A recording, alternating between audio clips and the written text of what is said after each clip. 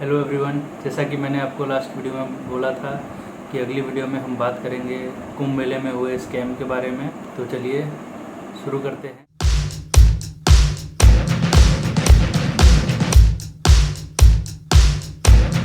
हम स्कैम कहें, लापरवाही कहें या फ्रॉड कहें, कुछ भी कहना गलत नहीं होगा। लापरवाही सरकार की है, फ्रॉड कंपनी की तरफ से हुआ, उस लैब की तरफ से हुआ, और स्कैम इस पूरे मामले को कह सकते हैं आप। तो दोस्तों, हुआ ये कि कुंभ मेले के लिए सरकार ने जिन लैब को जिम्मेदारी सौंपी थी, जिनके साथ कॉन्ट्रैक्ट हुआ था, वो असलियत में सिर्फ पेपर पे रह गया। जैसे कि बाकी चीज़ों को हम देखते हैं तो ये कोविड टेस्ट भी ऑन पेपर हुआ, ऑन ग्राउंड हुआ ही नहीं। और इसी वजह से आशंका ये भी है कि सेकेंड वेव जो इतना खतरनाक हुआ था, इसका कारण ऐसे फ्रॉड भी हो सकते हैं, ऐसे स्कैम भी हो सकते हैं जहाँ पर टेस्टिंग हुई नहीं और लोगों को इधर उधर घूमने दिया गया। ये मामला सामने निकल के आया तब जब एक LIC एजेंट को मैसेज आया कि उनका कोविड टेस्ट नेगेटिव आया है। पहले तो वो घबराया कि ये ऐसा कैसे, फिर उसने बहुत गौर से सोचा और फिर उसको पता चला कि उसने तो कभी कोविड का टेस्ट ही नहीं कराया, तो उसके बाद ये मैसेज कैसे आया।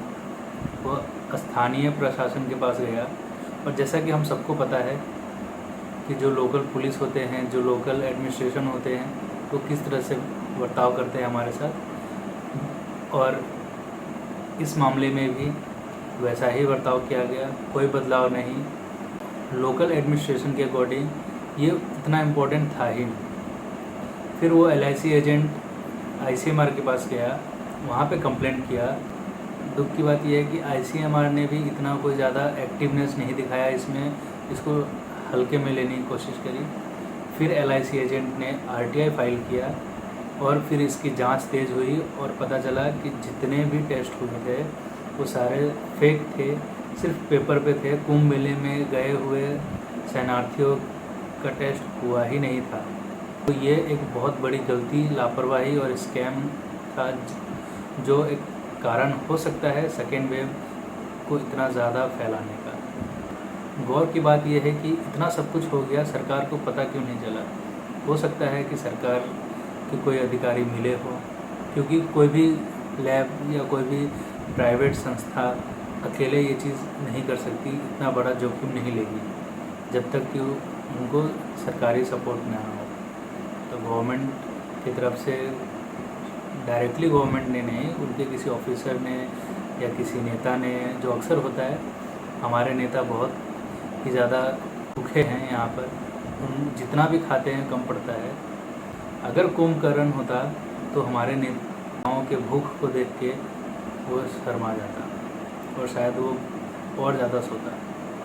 ठीक ऐसी ही गलती, एकदम ऐसा नहीं लेकिन ऐसी ही गलती अब लोग कर रहे हैं।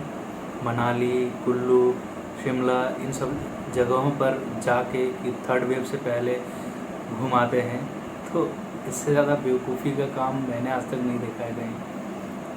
आप घूम के गैदरिंग करके ही तो फैलाओगे इसको, ऐसे ही तो फैलता है ये कोरोना, घर बैठे बैठे तो फैलता नहीं है। तो ये कैसी सोच है कि पढ़े लिखे हैं या अनपढ़ है। मानना है कि पढ़े लिखे ऐसी गलती कर सकते हैं, लेकिन एक जानकार नहीं करेगा। जैसे एक इंग्लिश में कहावत है, कोट है कि if you are not literate you should be educated. तो आपको लिखना पढ़ना आए ना आए, लेकिन आपको सोच समझ, सही गलत का अंदाज़ा होना चाहिए। बस ये वीडियो यहीं तक था। आप भी ऐसी कोई गलती ना करें घूमने का, ये सब का तब सोचे जब ये अनाउंसमेंट हो हमारे देश में कि सभी को सेकेंड डोज लग गया है, हर कोई सेकेंड डोज ले चुका है। उसके बाद जब सरकार कहेगी कि मास्क फ्री हो गए हैं हम, तब जाके आप मास्क फ्री होइएगा। और उसके बाद आपको जितना घूमना है घूमिए, तब तक आप सेविंग कीजिए और शेयर मार्केट में इन्वेस्ट कीजिए या किसी और चीज़ में इन्वेस्ट कीजिए, ताकि आपके पास पैसे बने। ऐसी जगहों पर जाके, ऐसे ट्रिप करके जहाँ पे आपके पैसे खर्च हो, और अगर आप कोविड पॉजिटिव हो गए तो और ज़्यादा पैसे खर्च होंगे, क्योंकि आपको पता है कि मेडिकल सेक्टर में बहुत सारे लोग ऐसे हैं, बहुत सारे संस्था ऐसे हैं जो कोरोना के नाम पे लूटने पे लगे हैं। आपको सर्दी जुकाम भी होगा तो बहुत सारे ऐसे हॉस्पिटल्स हैं, मेडिकल्स हैं जो आपको कोरोना के नाम पे लूट लेगी। तो इन सब चीज़ों का ध्यान रखें और घर पर रहें, सुरक्षित रहें। धन्यवाद।